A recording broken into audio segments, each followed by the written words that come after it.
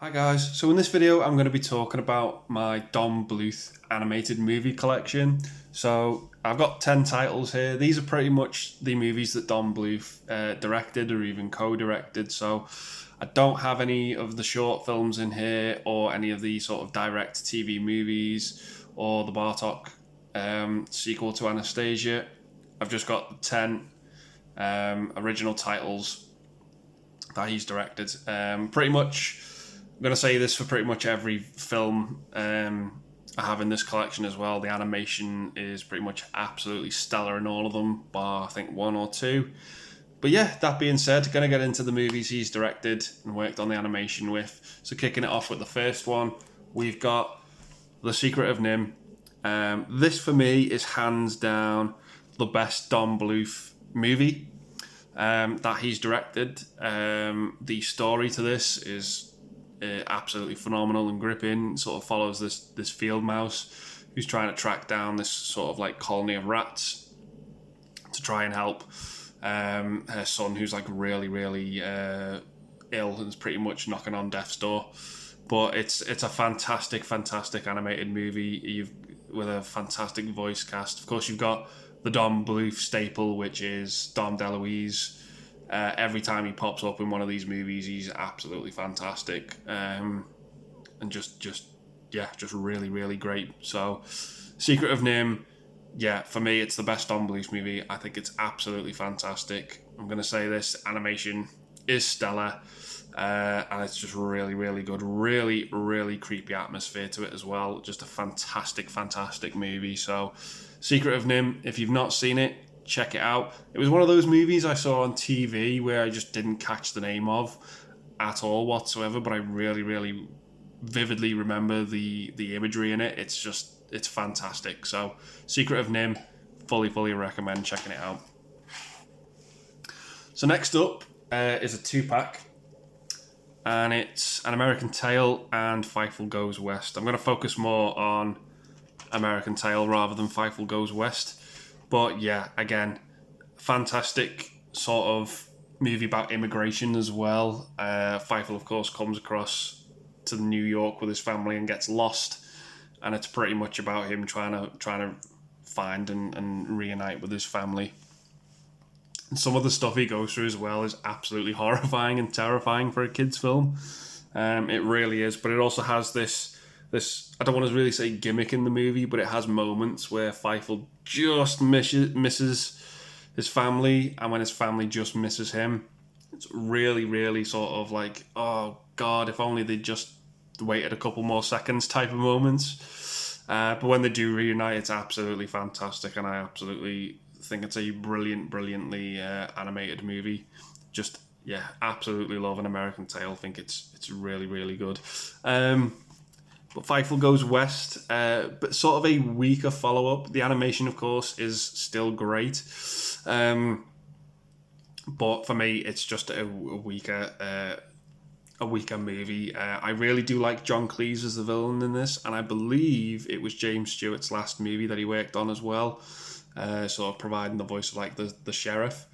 But yeah, as I said, John Cleese as the villain, so great. Just yeah, wonderful casting. But other than that's the American Tail movies. I recommend the first one. The second one's dumb fun. You'll like the animation in it, but it's just a bit too weird. So coming up next, we've got The Land Before Time. This is again animation on point, stellar, so good. One of the most heartbreaking moments ever with Littlefoot's mother. I won't go into it too much if you've not seen the film. But yeah, just the dynamic between these dinosaurs is just fantastic, and I just absolutely love it. It really takes you back to prehistoric times for an animated movie. I just think it looks absolutely stellar. But getting into a bit of the background when I sort of looked at the cast of this movie, there was just this really heartbreaking story about the girl who did the voice of Ducky. I read what happened to her, and I was just I've nearly brought me to tears with what had happened. Really dark tragedy that struck that family. I won't go into it too much here, but you can read about it on the internet. But it was just really a really upsetting read. But yeah, I think it's a fantastic movie, and I absolutely love it. And it's just a shame it had that sort of tragedy struck to it, because I'll always think about it when I watch this film.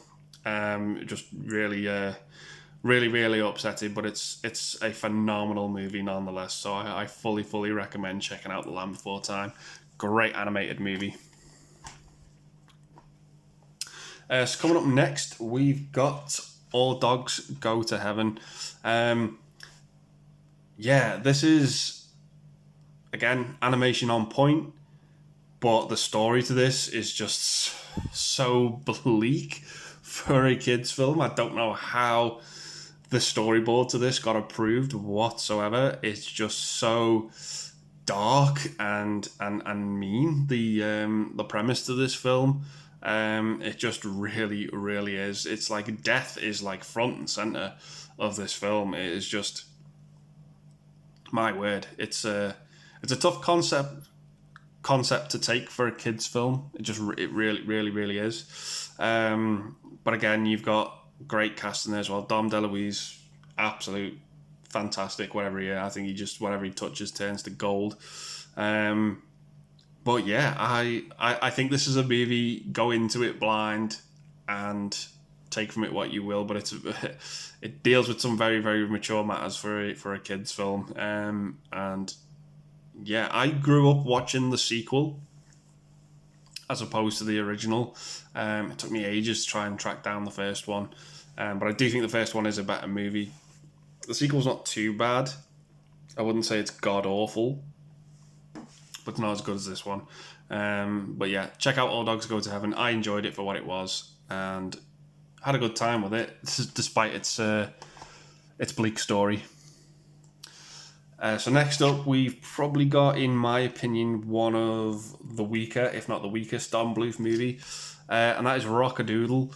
From what I remember, it doesn't really have much of a plot. Sort of takes place on this farm.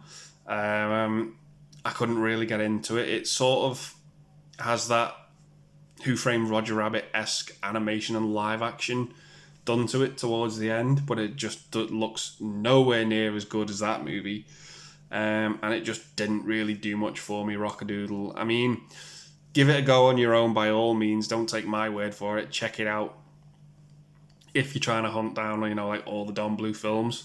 But yeah, it's fine for what it is. It's not the worst thing I've ever seen, but don't expect great things. Don't expect the caliber of storytelling like Land Before Time and Secret of Nim.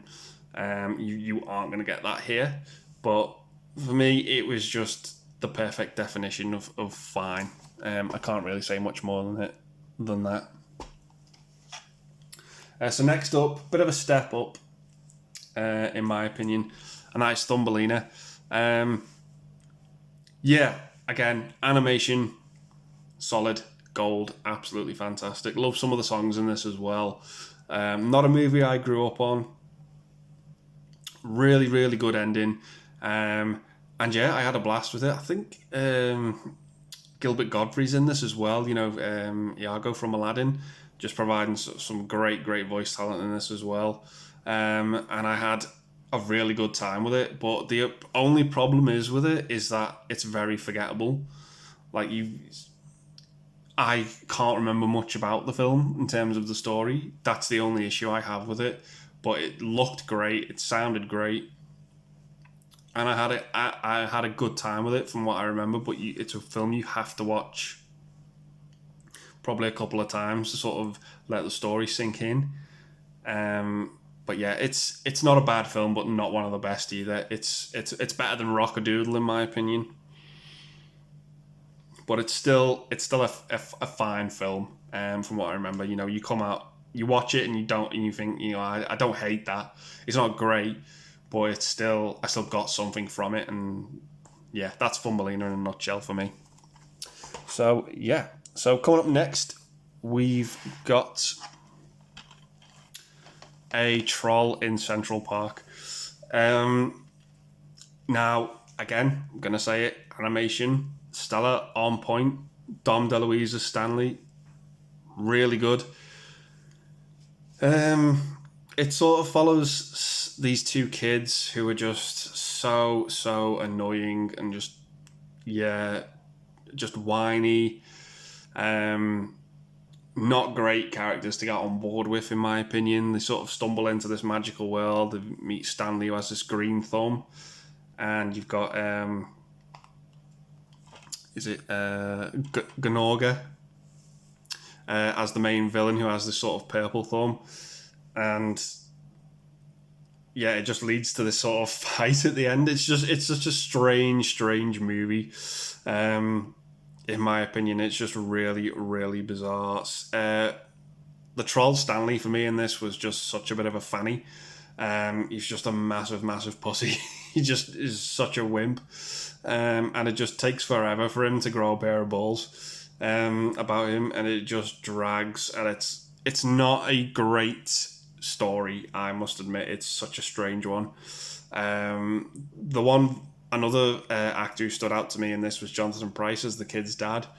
But other than that, the movie just really doesn't do or excite me much. It's fine, if you want something to put on to keep the kids quiet, I'd say this is the perfect remedy for that. But it's certainly not a master in storytelling, and that's just my opinion. But I definitely recommend checking all the Don Bluth movies out because the animation in them is great.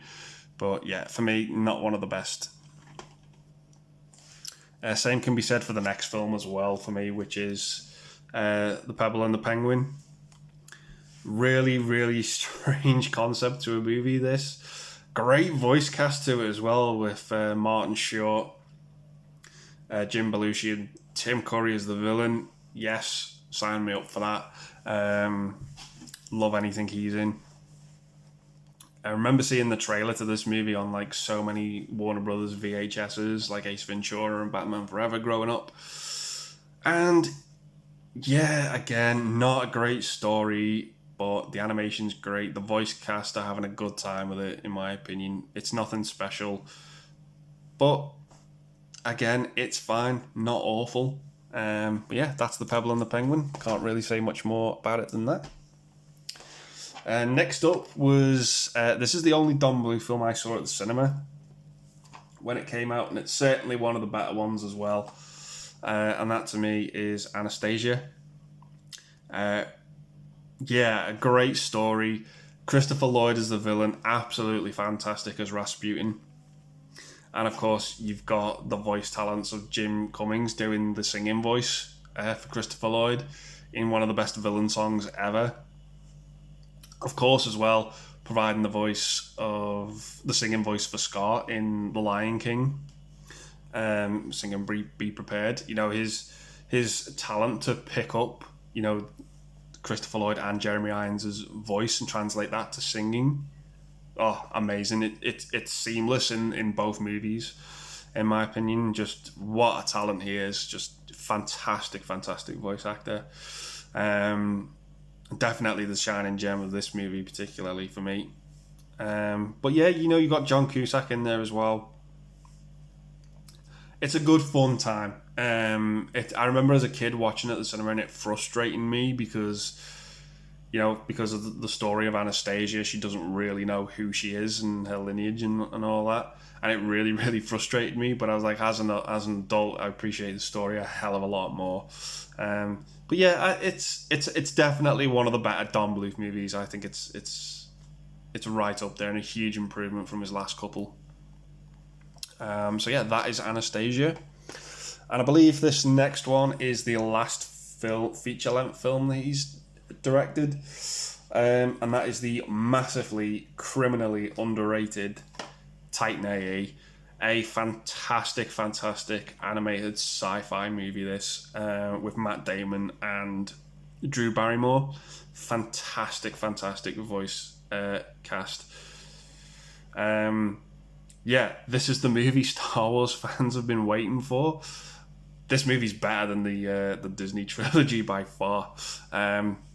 But yeah, I think it's absolutely fantastic. And as far as his feature-length films goes, this was a high note to end on, in my opinion. Just absolutely fantastic. Before all the animated movies sort of went CGI and digital as opposed to hand-drawn, this was one of the final great ones, in my opinion. And I think it's an absolutely massively underrated sci-fi film and totally worth checking out. If you love the genre, give this movie a watch.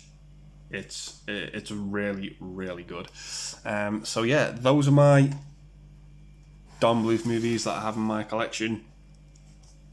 Let me know if there's any I've missed. I know there's a couple of straight to video and TV movies that he's done, but I think these are the bulk of the theatrical ones. So yeah, I'll leave the video there, and I'll say thanks very much for watching. Stay safe and take care. I'll see you again. Bye for now.